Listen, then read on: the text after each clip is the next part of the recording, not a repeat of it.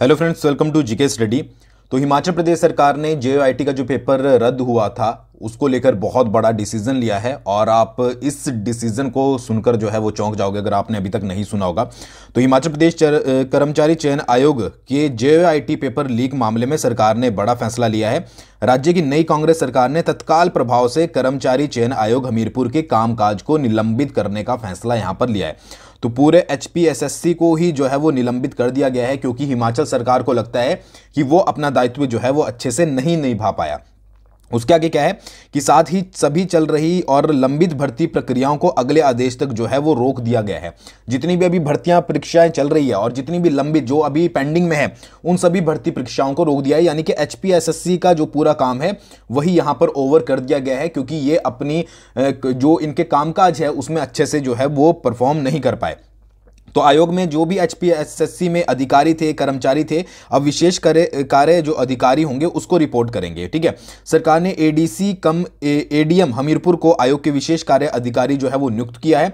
इसके साथ ही सरकार ने आयोग के सचिव जो थे डॉक्टर जितेंद्र कुमार, उप सचिव संजीव कुमार को भी जो है वो रिलीव कर दिया है। इनको जो है वो यहाँ पर हटा दिया गया है। जो भी यहाँ के सचिव थे डॉक्टर जितेंद्र कुमार और जो आपके यहाँ पर उप सचिव थे संजीव कुमार। ठीक है, इन अधिकारियों को कार्मिक विभाग में रिपोर्ट करने को जो है वो कहा गया है। इन अधिकारियों की तैनाती के आदेश के बाद जो भी इनके आदेश होंगे तैनाती के वो बाद में जारी किए जाएंगे। मुख्य सचिव आरडी धीमान ने ये आदेश जो है वो जारी किए हैं।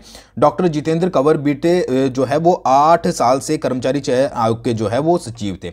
तो सचिव को हटा दिया गया है, उप सचिव को हटा दिया गया है, जब बाकी जो भी कर्मचारी वगैरह हैं उनको फर्दर जो है वो रिपोर्ट करने के लिए बोला गया है। और एचपीएसएससी के जितने भी एग्जाम हुए हैं अभी हुए हैं वो तो चलो ठीक है, बट जो पेंडिंग में है, ठीक है, जितनी भी आपकी भर्तियां और जितने भी आपके एग्जाम अभी होने थे उनको जो है वो अगले आदेश तक जो है वो रोकने को बोला गया है। इसके ऊपर फर्दर डिसीजन जो है वो यहां पर लिया जाएगा। आगे भी मैं आपको बहुत चीजें बताता हूं।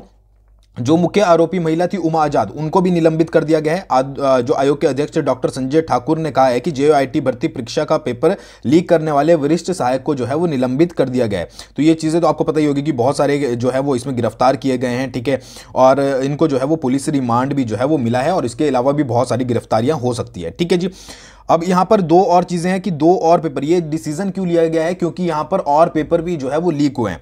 गौरतलब है कि जूनियर ऑफिस असिस्टेंट का पेपर लीक करने के मामले में मुख्य आरोपी उमा आजाद के घर पर जनवरी महीने में होने वाली जूनियर ऑडिटर व कंप्यूटर ऑपरेटर के परीक्षाओं के पेपर भी बरामद हुए हैं जो कि लीक हुए थे। ठीक है, तो ये बोला जा रहा है कि वहां पर जो आपकी अभी कंप्यूटर ऑपरेटर की होनी थी, उसके अलावा जो आपकी जूनियर ऑडिटर की होनी थी उसके भी पेपर यहां पर लीक हुए हैं। तो वहां पर वो भी परीक्षा आपको देने का फायदा नहीं था।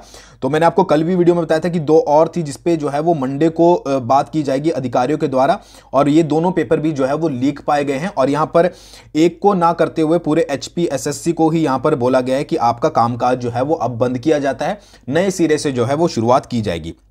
आपको पता ही होगा कि 1998 में तत्कालीन सरकार ने हिमाचल प्रदेश कर्मचारी चयन आयोग को जो है वो अधिसूचित किया था और 2016 में बोर्ड का दर्जा आयोग को दिया गया था। उधर सरकार के आदेश के बाद यह माना जा रहा है कि अब हिमाचल प्रदेश कर्मचारी चयन आयोग द्वारा की जा रही भर्तियों को लोक सेवा आयोग को शिफ्ट किया जाएगा। यानी कि जो एचपीएसएससी की भर्तियां हैं वो हो सकता है कि अब कंडक्ट करवाए आपका एचपीपीएससी। ठीक है, एचपीपीएससी यानी कि जो शिमला है जहां पे आपके जो है वो एचएस एलाइड वगैरह के एग्जाम होते हैं, नायब तहसीलदार का एग्जाम होता है। अब यहां पर पूरे चांसेस हैं कि वो आपका जो है वो कंडक्ट करवाई जाएगी जितनी भी भर्तियां हैं एचपीपीएससी के द्वारा। अब देखिए बहुत सारे कैंडिडेट सोच रहे होंगे कि एसआई की भर्ती का क्या होगा जिसके हमने फॉर्म भरे, तो वो अभी जो है वो अगले आदेश तक आपकी तो रुकी रही है भर्तियां, बट हो सकता है कि इनको जो ट्रांसफर किया जाए, इनके एग्जाम जो कंडक्ट करवाएगा वो आपका एचपीपीएससी करवाएगा। ठीक है, तो इसका एग्जाम पैटर्न वगैरह जो भी इसका डिसीजन लेगा वो अब एचपीपीएससी लेगा, या हो सकता है कि इसको एचपीएसएससी को आपका नए सिरे से जो है वो डेवलप किया जाए। ठीक है जी, आदेश में यह भी साफ किया गया है कि आयोग अपनी विश्वसनीयता की कसौटी पर खरा नहीं उतरा है क्योंकि आपको पता ही है पहले भी बहुत सारे पेपर लीक हुए हैं।